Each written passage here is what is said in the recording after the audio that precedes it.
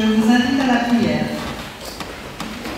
Seigneur, toi qui nous connais mieux que nous-mêmes, toi qui sondes le secret de nos cœurs, toi qui gardes en mémoire chaque étincelle de vie et ouvre les chemins de nos lendemains, viens par ton esprit éclairer notre lecture de ta parole. Nous t'en prions que dans ces mots, nous puissions rencontrer ton visage, tel que tu désires nous le révéler. Amen. Nous lisons dans l'Épître aux Galates au chapitre 3, les versets 26 à 28. Car tous, vous êtes par la foi enfants de Dieu en Jésus-Christ. Oui, vous tous qui avez été baptisés en Christ, vous avez revêtu Christ. Il n'y a plus ni juif, ni grec. Il n'y a plus ni esclave, ni homme libre. Il n'y a plus l'homme et la femme. Car tous, vous êtes qu'un en Jésus-Christ. Amen.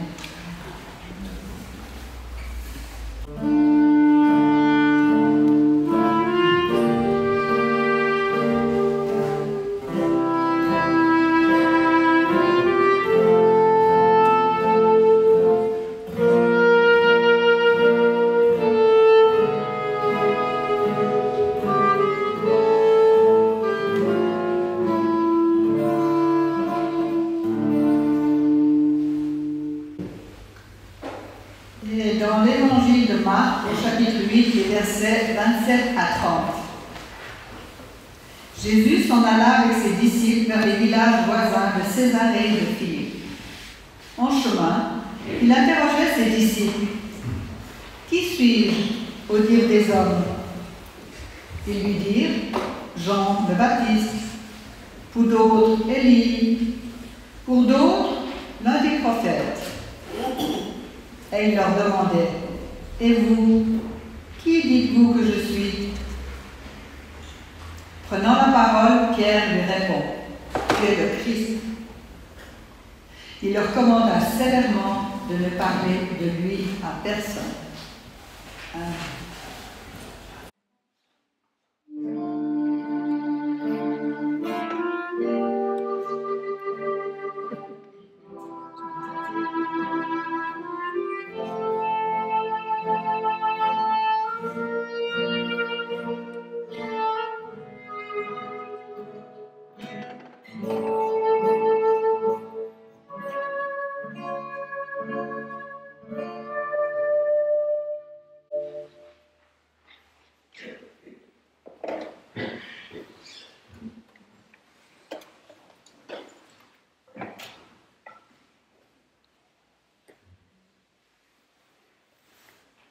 Alors, t'es qui, toi?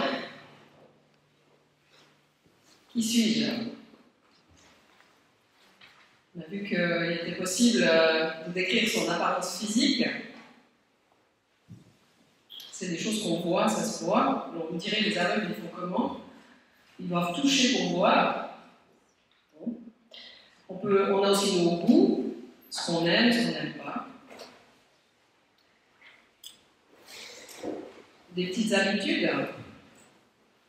Pareil, dans le monde, il y a quand même des gens qui ont des drôles d'habitudes super différentes des nôtres. Ça peut aussi être des fréquentations. Qui sait avec qui on traîne, avec qui on a l'habitude de se tenir. Ah ben, une autre piste aussi, c'est les lieux de vie. Dans quelle sorte d'habitat est-ce que tu vis? Quels sont tes hobbies? Pour les adultes, ton métier. Pour les plus jeunes, tu es au collège, tu es au cycle, tu es en niveau 1, niveau 2. Ah, tu es en sciences au niveau 1. Ah ouais, moi pas, je suis en niveau 2. Il peut y avoir les religions, les confessions, les avis politiques, le sexe aussi. Si ce matin je devais vous demander de décliner votre identité, je pense que la journée n'y suffirait pas. Puis quand on aurait tout dit, sûrement vous me diriez, Et c'est encore pas moi, tout ça.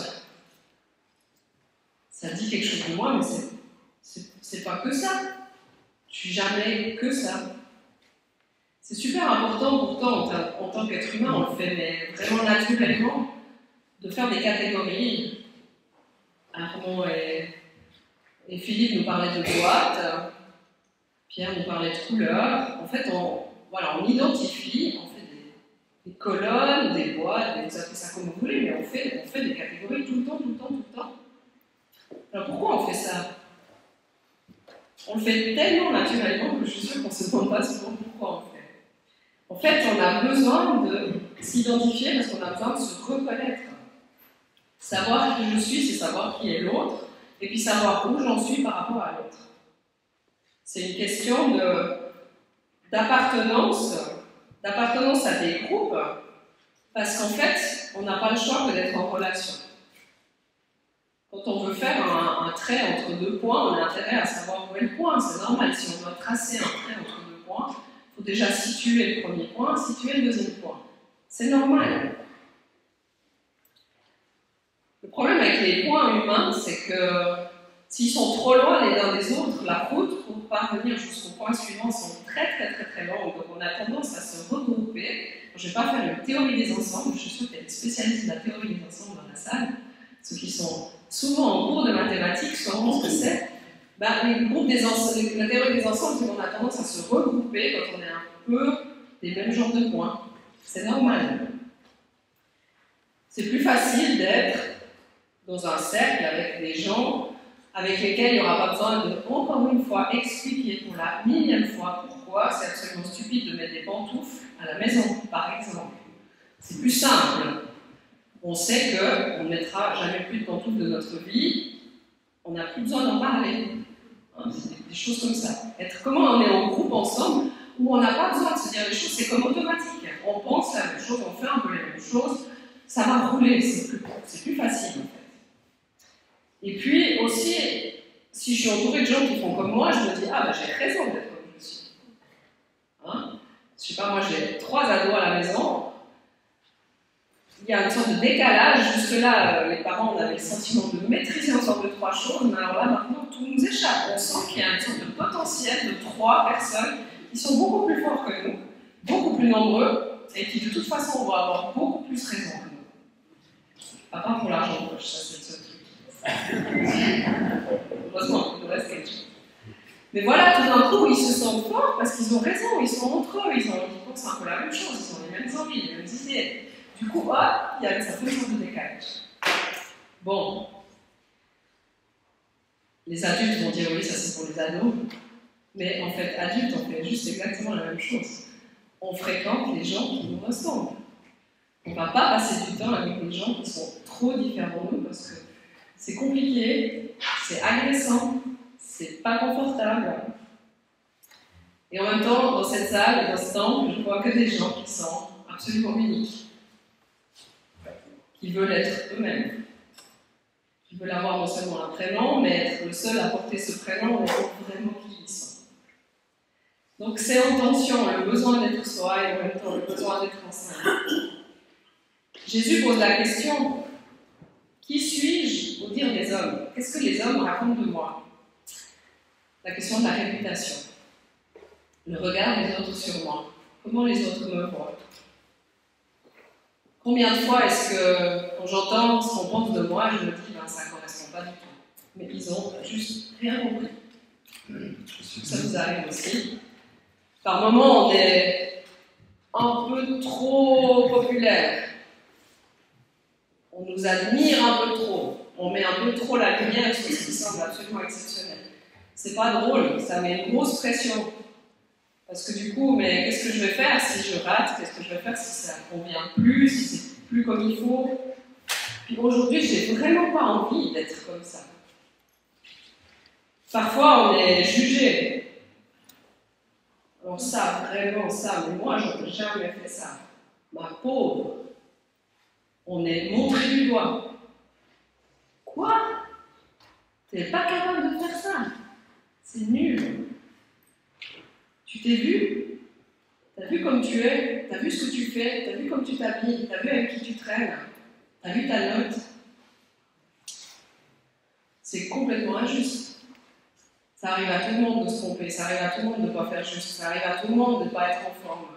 Et puis après tout, si moi j'ai envie de mettre ces baskets plutôt que d'autres, ça fait quoi? Est-ce que vraiment ça dit quelque chose de qui je suis? Puis par moments, on est transparent. On est au sein d'un groupe, on ne voit pas. Indifférence totale, complète. C'est bizarre d'être transparent. C'est pas du tout agréable. Jésus, c'était un être humain, comme vous et moi. Il pose la question à ses amis. Alors, les hommes, ils disent quoi de moi? Ils sont comme ça, comme ça, comme ça. Pour ceux qui font jouer au loup-garou, que vous connaissez. Comme ça, comme ça, comme ça. Les amis répondent. Ça a été difficile pour les gens d'accueillir Jésus parmi eux sans essayer de le mettre en boîte. Les gens ont mis Jésus en boîte. Nous, on aurait fait pareil. On a dit Jésus, ça va être un prophète, c'est sûrement ceci, il va répondre à nos attentes, il va être comme ceci, il va nous sauver comme ça. En fait, on savait mieux que lui comment il fallait faire pour nous sauver. Les amis lui disent, tu es le Christ. Alors, qu'est-ce que ça veut dire? Est-ce que c'est une nouvelle boîte? Ça dit une chose, ça dit que Jésus, on ne peut pas le mettre en boîte. Il est le Christ, ça veut dire qu'il est simplement, ça a l'air tout simple, en relation avec son Père, en relation avec Dieu. C'est tout. C'est pas grand-chose, mais ça dit tout. C'est une identité mystérieuse. C'est un cadeau. Alors pour nous ce matin, oui, on peut accueillir, on peut entendre que Jésus est Fils de Dieu. Et puis, ce qui fait son identité, ce qui fait qu'il est lui, c'est simplement le fait qu'il est en relation avec son Père. Ça dit son origine. Il est qui il est parce qu'il est Fils de Dieu. Le texte des Galates dit que c'est ce qui nous est offert quand on a la foi. Le baptême en est le signe. Avoir la foi, c'est à la suite de Jésus-Christ, simplement dire « je suis enfant de Dieu ». C'est que ça, juste ça mon identité. Être un en Jésus-Christ. Quand j'ai lu Galates, je me suis dit ça y est. Le royaume de Dieu, c'est une armée de clones, tous la même tranche, tous habillés pareil, c'est pas des hommes, c'est pas des femmes, tous la même couleur de cheveux, alors on ne sait même pas s'ils ont des cheveux, peut-être qu'il n'y en aura pas, en fait, c'est plus simple, on enlève les cheveux. Est-ce qu'ils auront des yeux? Ah ben non, les yeux. On va pas mettre les yeux, c'est casse-pied, puis on enlève les yeux. On enlève le nez aussi, parce qu'ils n'auront pas de bouche, donc voilà, essayer une espèce de machin rond, là, avec rien du tout, une espèce de truc comme ça, ils vont tous dire la même chose, chanter des cantiques toute la journée. Super, le royaume de Dieu. Est-ce que c'est vraiment ça, le plan de Dieu? Moi, je me suis dit, si c'est ça, alors... je suis désolée, mais là, je rentre habillée, je m'en vais, là. C'est vraiment pas ça. C'est pas ça. Est-ce que Dieu a voulu un monde où on soit une armée de clones tous pareils? Non, non. Franchement, c'est pas ça. Heureusement. Non, être enfant de Dieu, c'est se reconnaître dans toute l'infini de l'imagination créative de Dieu qui n'a absolument aucune limite. Dieu n'a aucune limite. Dès qu'on croit qu'il a fini de créer l'humanité, ben, il y a un nouveau bébé qui va naître avec des nouvelles caractéristiques qui va être complètement nouveau. À chaque naissance, c'est quelque chose de complètement nouveau qui arrive. Et c'est jamais fini. Mais en Christ, on est complètement libéré du besoin de se mettre en boîte, du besoin de se catégoriser pour savoir qui tu es, qui je suis. Ok, on peut être ensemble, ça marche. C'est une sorte de grande libération, un grand souffle qui nous permet de nous accueillir et de nous reconnaître dans qui nous sommes. Avoir juste envie de faire connaissance et d'être ensemble. On arrête là ou on continue encore? Parce que je me suis dit, allez, c'est bien joli. J'ai laissé Hélène et Pierre porter toutes les chaises et tout préparer parce que je me suis dit, au moment de prendre ma voiture, non, en fait, c'est pas fini. Parce que du coup, si je dis, ah, ben, j'ai la foi, je suis enfant de Dieu, c'est une nouvelle catégorie. Et puis il y en a qui sont en dehors de ma boîte. Alors je suis sortie de ma voiture, et je me suis posée 5 minutes dans mon entrée, et puis je me suis dit, Ça va pas. Ça va pas si c'est être enfant de Dieu, c'est une nouvelle boîte. Comme quoi Dieu, il n'a pas fini de nous encrasser, il n'a pas fini de nous travailler sur la question de l'identité. J'ai pas la réponse. J'ai pas la réponse. Ce que je sais, c'est que j'ai reçu le cadeau de la foi. C'est lui qui me l'a donné. Je reçois cette liberté, cette immense liberté. Je peux laisser Dieu me dire « tu es mon enfant ». Et puis après tout, si je laissais Dieu libre de dire à tous les êtres humains « tu es mon enfant », c'est la liberté de Dieu, c'est essentiel que je la respecte. C'est mon espérance. Dieu dit « tu es mon enfant » à tous les êtres humains. Et mon défi, notre défi, c'est de témoigner combien il est bon de l'entendre. Amen.